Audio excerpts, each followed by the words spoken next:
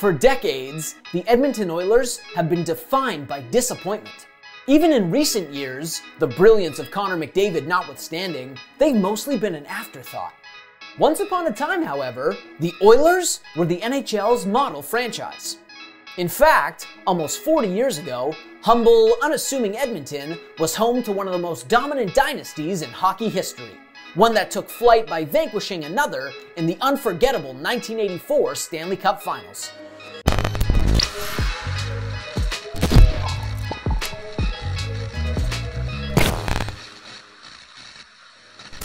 Throughout the history of pro sports, no expansion franchise has ever been destined for greatness like the Edmonton Oilers, one of 4 World Hockey Association franchises absorbed by the NHL in their seminal merger.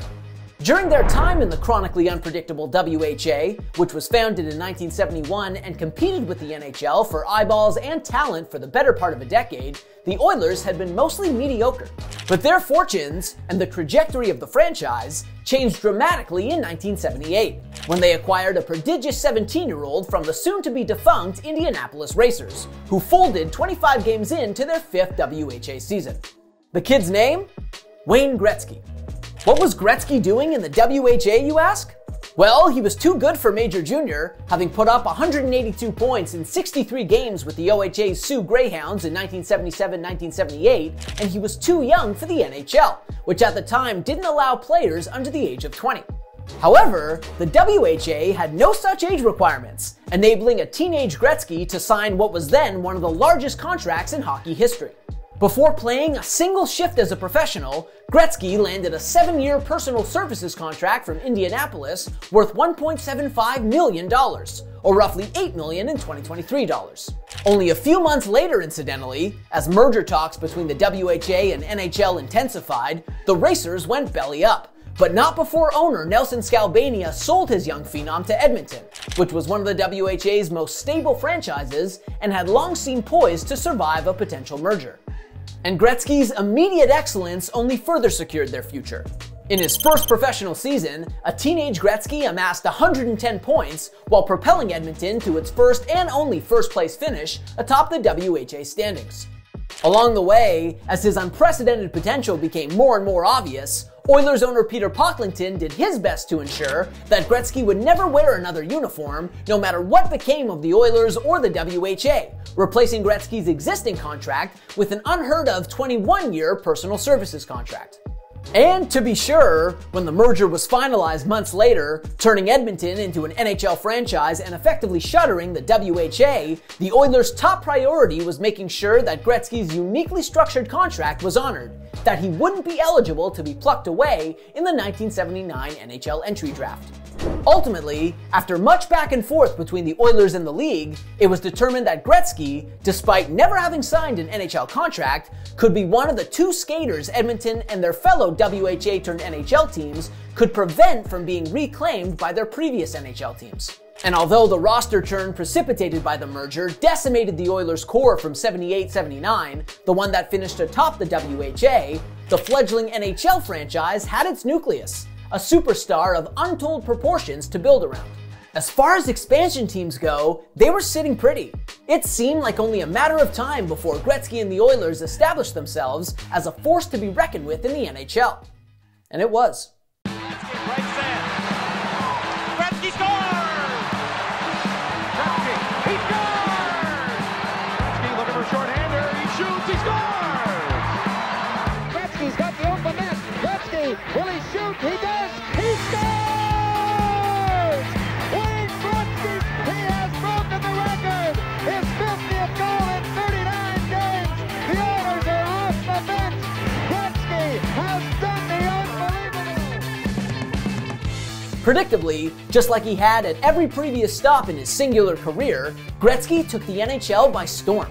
The unofficial rookie put up 137 points in 1979-1980, tying him with Marcel Dion for the NHL lead.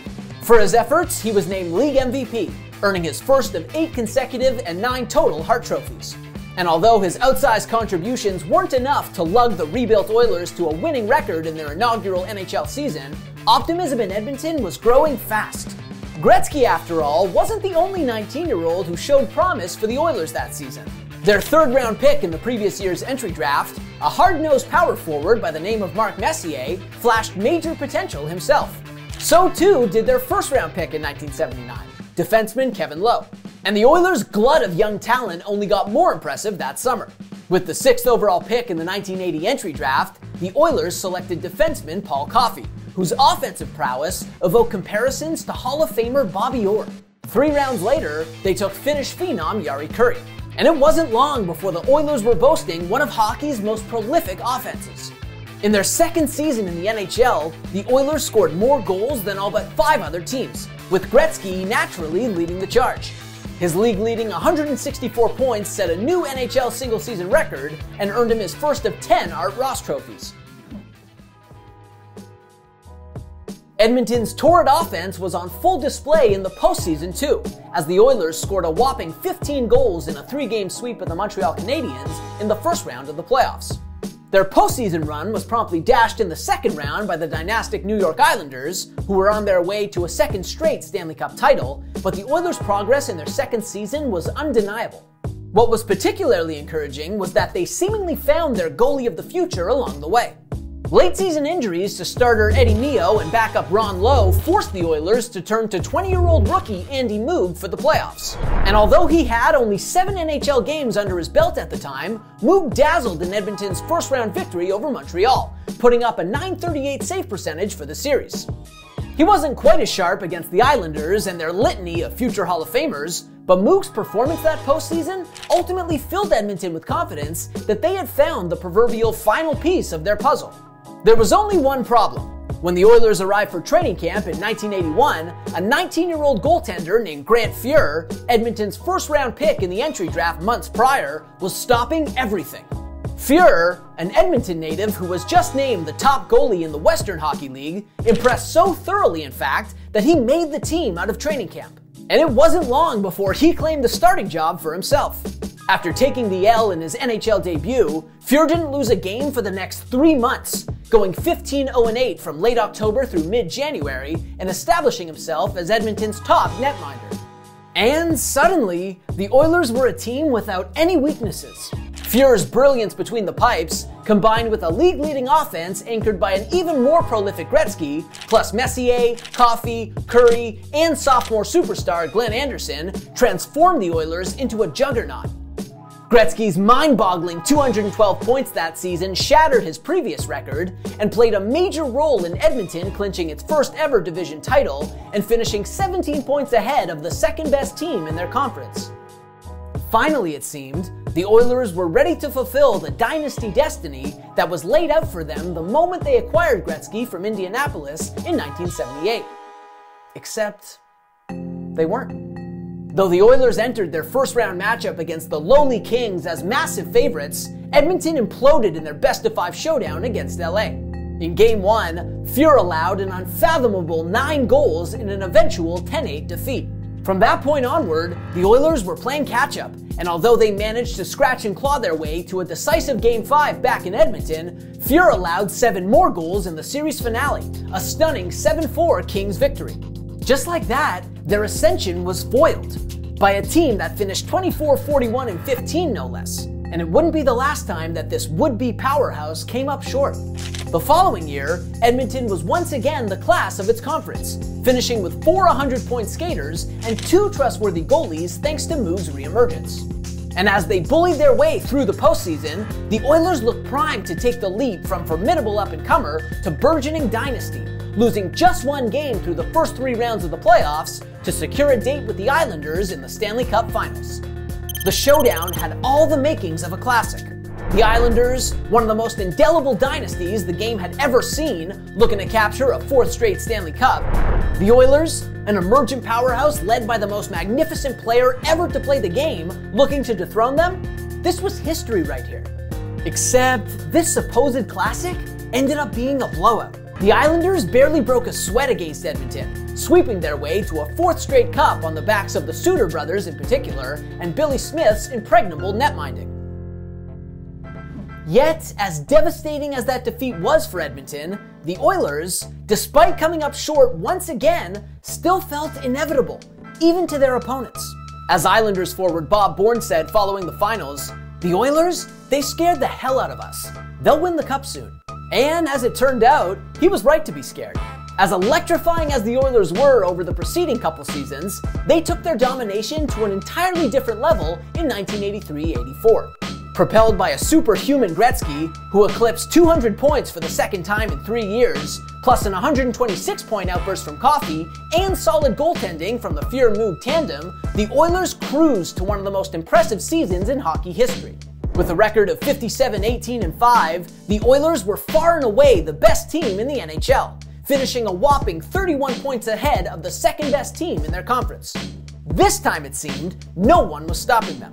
And after sweeping their way through the first round of the playoffs, then surviving a 7-game second-round showdown with the Calgary Flames before sweeping the Minnesota North Stars in the conference finals, all that stood between them and that long-anticipated but highly elusive first Stanley Cup was, yep, you guessed it, the New York Islanders. This time around, though, the Oilers were battle-tested.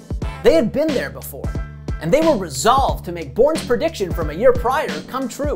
In Game 1 on Long Island, Fuhr stood on his head, turning in one of his best performances of the season en route to a 1-0 shutout and an early series lead for Edmonton. And although the Islanders got their revenge in Game 2, exploding for 6 goals on Fuhr in a series-evening victory, the Oilers took full control as the series shifted to Edmonton. In Game 3, the Oilers' star-studded offense finally broke through against their old nemesis Smith, potting 7 goals in a resounding victory.